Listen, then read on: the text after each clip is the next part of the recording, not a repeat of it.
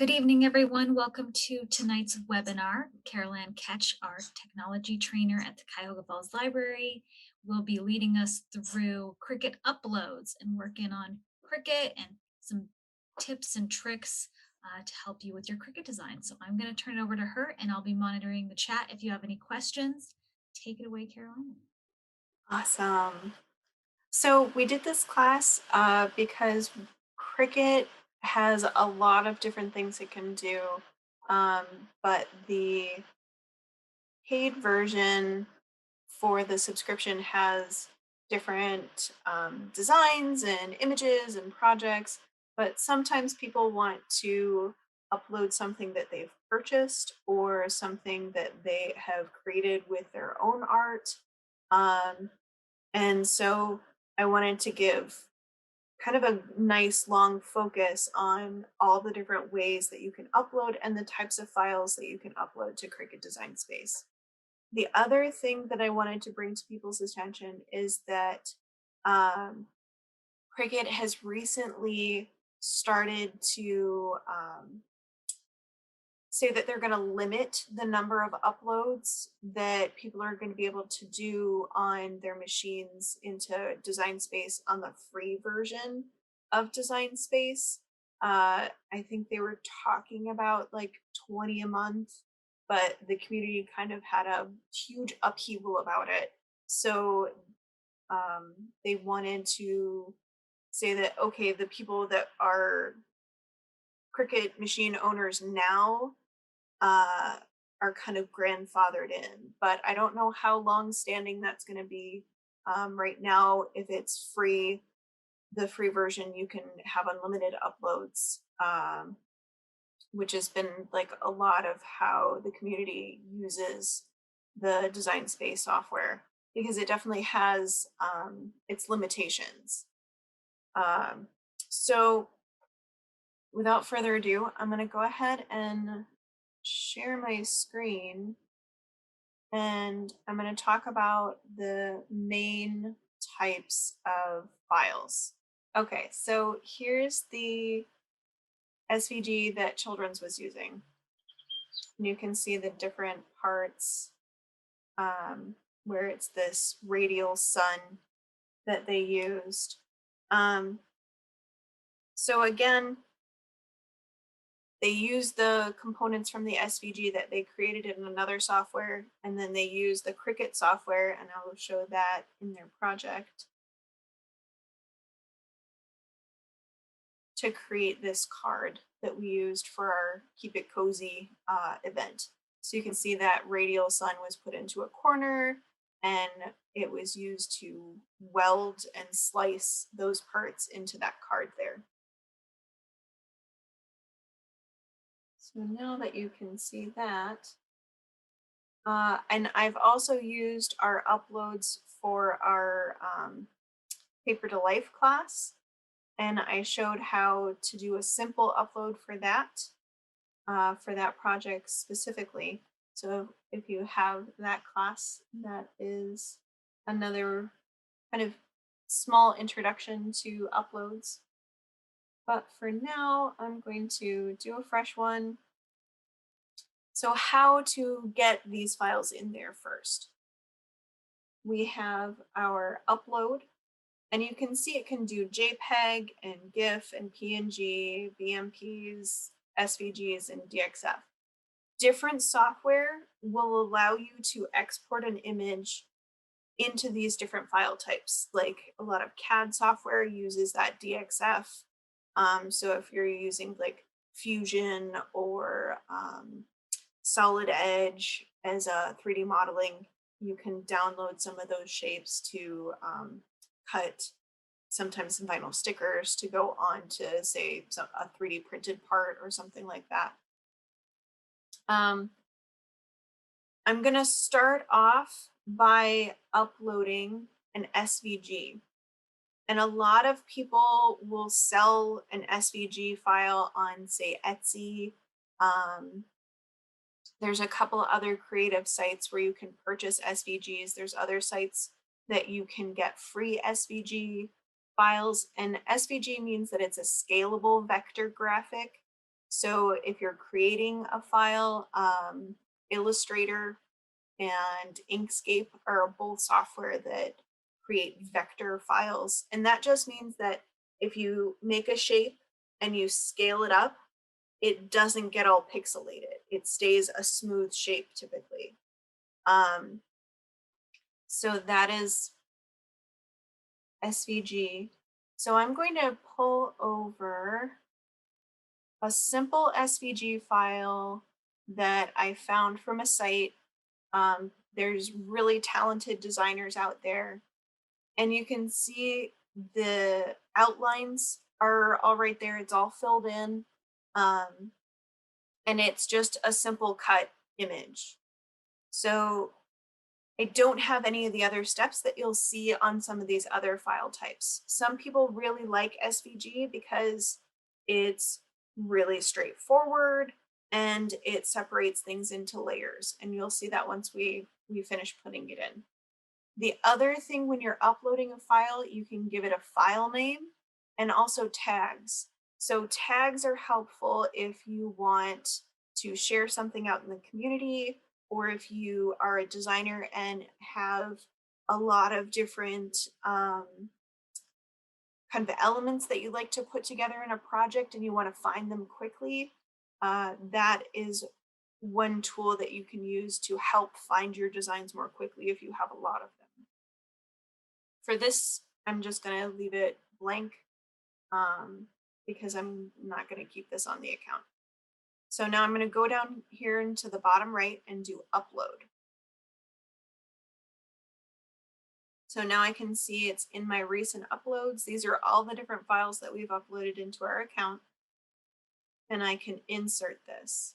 And you'll see how this is this group of different shapes here on the right. So I can turn certain ones on and off. And you can see how those work together. Now for something that's simple like this, it's beautiful. It's super easy to use. You can see from our children's department example that they changed colors and had a bunch of information that they moved around and used. So this is fantastic if it is exactly what you're looking for or something that you've purchased. This is how you would work with it. You can turn off the layers. The other thing to note is when you're doing an SVG upload like this, when you go to make it, there's an extra step that you want to do. So if I make this now, it scrambles everything to fit on your material. And let me change this to a lighter color so you can see it a little better. So I'm going to hit make it. So you can see it's just all helter-skelter everywhere. It's trying to fit it on the material nice and neatly, but typically you wouldn't want to do that. So in order to get this to stay put in relationship to each other, you have to hit attach. And then you can hit make it. So that attach can be undone so that it keeps its relationship and orientation.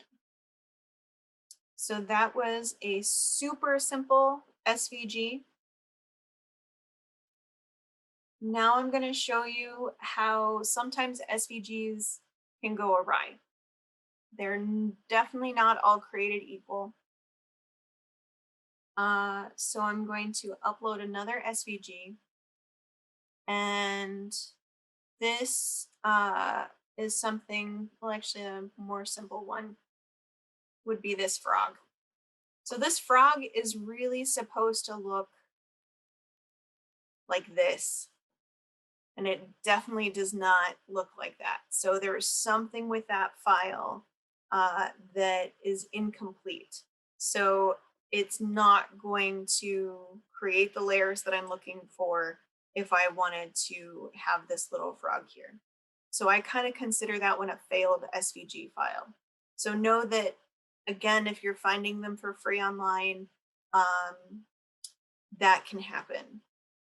So definitely either learn some tools for making them or find a reputable source.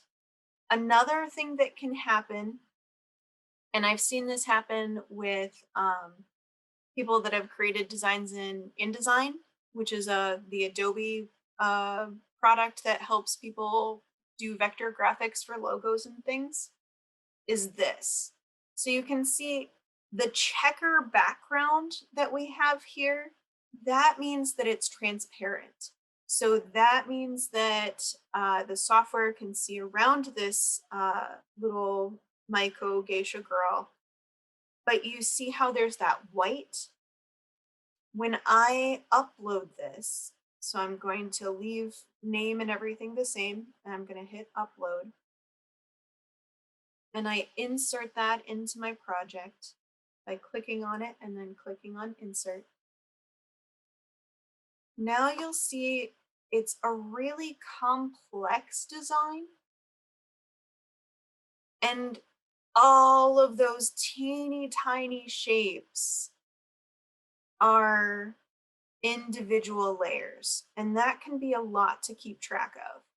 So this is one of those images that I find a little frustrating as an SVG. The other thing is that some software sees the black element as a shape and then the white as a shape. So it's actually outlining both the black and the white shapes. And if I go over to make it again, I'll show you what it looks like. It really separates all of those white shapes. And again, it's all scrambled. And then these are the black shapes, and there's some small black shapes in here. So I'm going to hit cancel. And then if I were to attach these, the thing that happens when I go over to make it, again, this is a really big project, so it's got to think about it a lot. It's changing all of the parts into one color because it is going to cut all of them at the same time. But if you, without realizing, just sent this as is, oh, it's really stuck. If you sent this as is, it would actually try to cut each of those shapes twice because it's cutting the outside of the white shape and then the inside of what was once the black shape. So that can cause some problems. I know some people use SVGs for laser cutters, and that's where a lot of times that can cause some fires because it's cutting in the same place too much. And apparently our poor Cricut just did not like that either.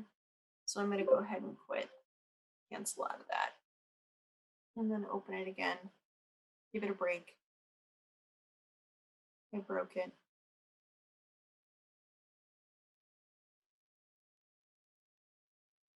Okay. So that's two of the warnings I have about SVG. They're very handy and they can be useful for different projects, as you've seen, but it has their kind of limitations and frustrations. The next file type that I have, and are there any questions about SVGs at this point? Not so far. Great. Okay. The next file type that I'm going to talk about is also fairly simple and easy to use. I really enjoy this one a lot. It uses the benefit of a transparent background. So just like how the SVG had that checkerboard around it, I'm going to show, let's see, here's that one. I use this a lot for like script. And here we get different different options. Whereas the SVG just went straight into naming and tags, there's a couple extra steps with these other file types. With this one, This is an PNG is the file type, and that means that it has a transparent background, provided you saved the file as a PNG and it had a transparent background in the design software that you were using. And there's these options for simple, moderately complex, or complex.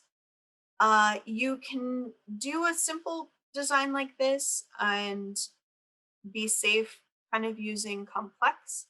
Uh, I'll show you a little later on when this becomes a little more important. But for the most part, if it's already has the transparent background, I don't have to worry too much about it. So I'm going to stick with complex for now and hit continue. And now you can see that beautiful script all linked. If you're familiar with Cricut and how it does script and how it doesn't really link the letters very well, uh, using a different source for your script fonts that are linked is definitely a big use for uploads. Now, this next screen, you have these different options. So there's our little select and erase, our eraser, and our crop tool. For this, I just used the crop tool and I just highlighted what I wanted. I didn't want all that blank space. So I'm just going to crop this down a little bit. It's not necessary because it's all transparent, but it might be more useful later, and I'll show you that. So I'm going to hit continue. Continue. And this last screen is your choice between if you want to do a cut image or a print and cut. Now, because this is just a simple script, it's all one color, I typically just choose cut and then choose what color I want the this component to be in the software. If it has some patterning in it, that's when you might use the print and cut feature. And I'll show you that in this next file. So I'm going to upload this and insert it into my design. So here's my beautiful script and it comes in pretty clean. It looks like there might be some little funky bits, but for the most part, it works pretty well. So that's a nice simple use for a PNG, is that transparent background is key. The next one I'm going to show is something that has a little more complexity to it. So I'm going to choose this alphabet. And again, I'm going to choose complex and hit continue. I can see that checkerboard all the way around everything. I'm going to crop this one down a little bit as well, just to be tidy and get used to that crop tool. Come on. Okay, so I'm going to hit continue. Now here is where I would do print then cut. And I'm going to upload this because I might want to use those letters. And so I'm going to click on that and insert it into my project so you can see how that works. Now, print and cut is really nice. It does have a limitation on size. You can see in this layer palette over here, when I scale it up too much, there's this little warning that pops up that it might need to be smaller. That's its max size that you can print and cut. So it just has to be smaller than that. And for this, there's a couple of benefits. If you're really sold on that group of letters, but maybe you only want to use one of them, there's some pros and cons with a print and cut. With print and cut, you could slice some of these apart to separate it. But if the pattern doesn't matter to you and you just really want the shape of, say, one letter, I'm going to show you a trick on how to use a single upload that has multiple parts. I see this a lot for these uploaded alphabets like this. So for that, I'm going to change our piece to cut only. Oh dear. I want basic. So it gets rid of the print portion. And now that I have the print portion and taken off, I can go down here to the bottom right for contours. So I'm going to click on contours. And here it shows me, instead of all of those cuts in layers like our SVG, this is where I can select hide all, and then maybe I just want that A. You have to make sure that you're selecting both the interior cut shapes as well as the exterior cut shapes. So if I didn't select our internal shape in our A, then it'll look like, let's see. Oh no, I don't want to hide all. I'm going to choose my A, but I'm not going to show the interior. I'm going to click on my W to get rid of that. It has to have at least one shape, so keep an eye on what shapes are available. So you can see it doesn't have that internal cut shape. So I'm going to go back to contours, and all of them are still there, and I can turn that on. So that's a nice way to do a single upload with a PNG and still be able to use pieces parts. The handy thing with that is that I can take that A and I can hit duplicate. And if I go down here to contours, all of those shapes are still there. They will disappear if you weld or slice that shape into something. So keep a spare maybe on the side turned off in the layers if you know that you're going to use it throughout a project, just so that you have a spare if it's like been sized or something, just to keep things consistent. So that is one of the benefits of using a PNG, is that you've got that transparent background, so you don't have to cut any of the shape out. You can have a bunch of information, like our full letters, on one layer that you can edit the contours so that it's a little bit cleaner and easier to manage. If it does have a lot of teeny tiny parts, it might be a little slow, so keep that in mind. You might do maybe smaller sections of something if you're going to use it. Okay, so that is our friendly PNG, which I really like personally. And any questions on that? Don't see any coming through. Great. I think we're good. Okay. So the last one that I'm going to be talking about is a JPEG. So JPEGs are really common, I'm sure, if you've taken pictures with your cell phone or a camera. A lot of times JPEG is the file that is being used. So I'm going to upload image. And for this, I'm going to do a simple JPEG. And here again, just like we had for our PNG, we have the options. I can choose complex, or I can choose simple. You can see where it turns that background into that sort of gray. So it's guessing at what you see as background and foreground, or what you want to cut out. Okay, so I'm gonna just stick with simple for this one because it is really simple. And I'm gonna hit continue. And here we have our options again. So these tools are for helping you delete that background because I don't see any of that checkerboard. So if I hit continue,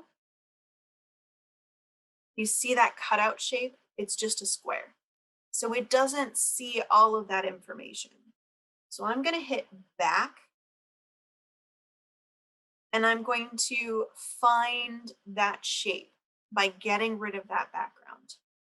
And for this, I want to make sure I cut out my little hearts and I see my checkerboard and I've got that little heart.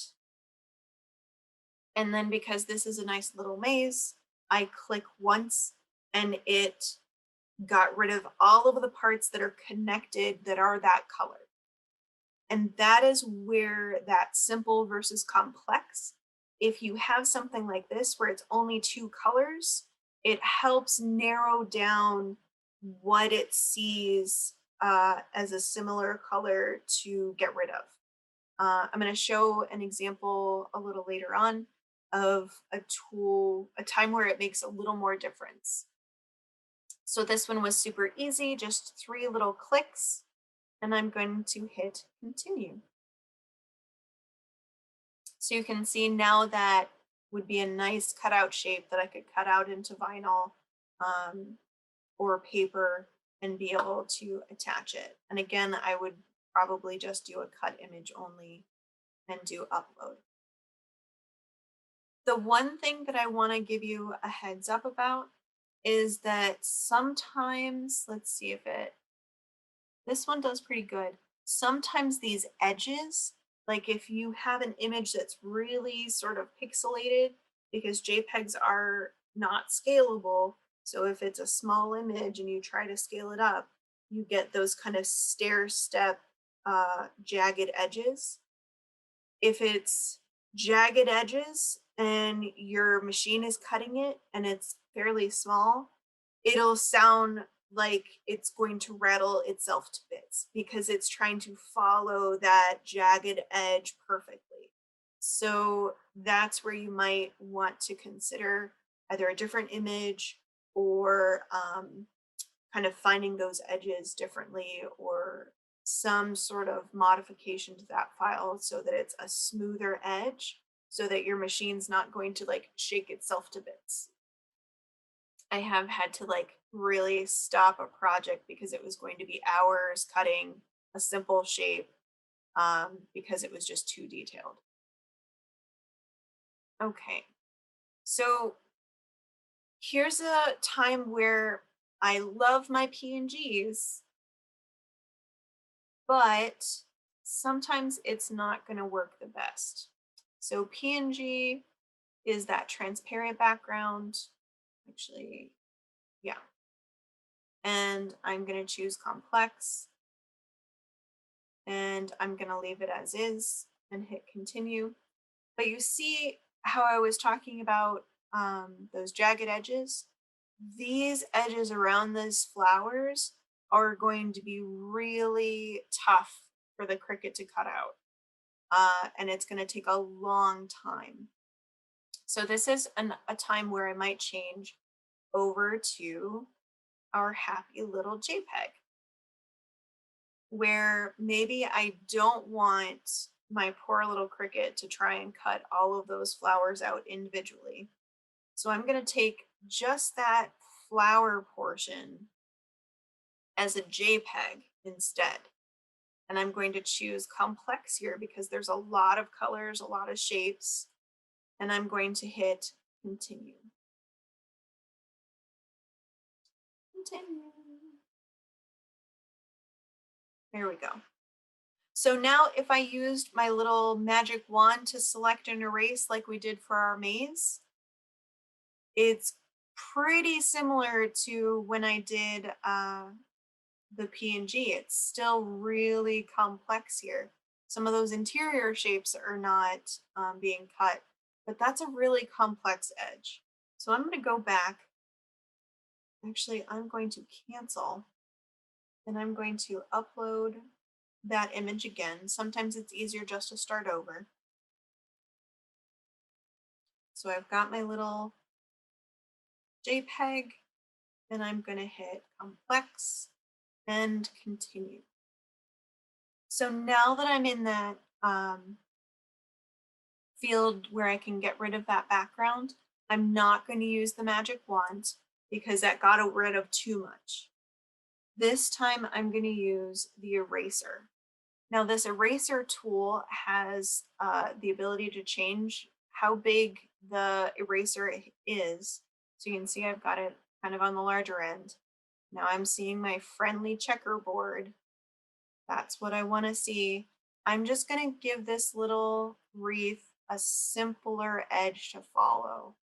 I'm not too worried about getting too close. I just want kind of a simple thing to outline.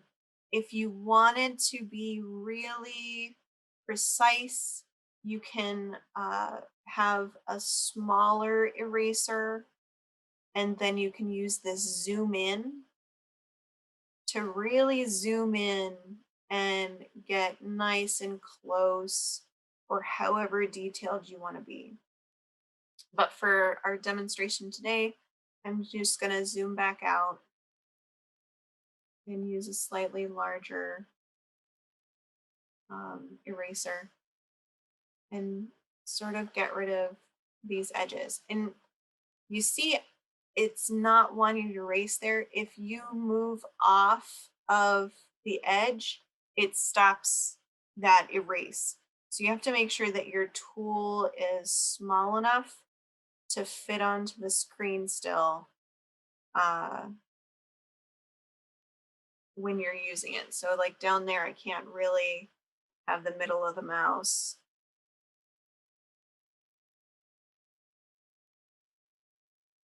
So I'm going to show what that looks like. And you might think, oh, I don't have to worry about all of these things, right? So if we get most of this in here, and again, I'm not too worried about being perfect on this. I'm not going to worry about that. I'm going to hit continue. So I said I wasn't going to worry about that. But here, if you look at the cut, all of those little white spaces, the software sees as a shape. So that's where I would have to go back and really focus on using that eraser tool and getting rid of all those little pieces. So sometimes this can be really time consuming. So if you can do a PNG or some other software to create layers to draw a simpler shape behind it, or use the attach to layer maybe another shape behind it, so you just have a plain oval or something. But I wanted to show that you can cut out a shape with a simpler edge, with like lowering the complexity of a cut by erasing around it from a JPEG instead of using a full PNG or something like that. Okay, so that was kind of showing those eraser tools, some of the pros and cons for our different file types. Any questions on JPEGs? No questions coming in yet. Great. We're following along nicely over here. Awesome. Okay. So the other thing that I wanted to show is that sometimes, say you uploaded things that weren't working or that you didn't like, and you don't want them to take up room in your list of uploads. Like for all of these examples, I'm not going to be using them in a project for real. They were just kind of demonstration. So I go down here to this little eye shape, and that is where I can tell it to delete. So I tell it to delete and it says, hey, are you sure you want to do this? And I say yes. And again, delete, and yes. So those are the three main file types that I like using for doing uploads and the primary reasons why I use the different file types so that not all SVGs are created equal. They are in separate layers. PNGs with a transparent background is very helpful to save time so we don't have to delete the background like we do with a JPEG. And the other one, the other time that people will use a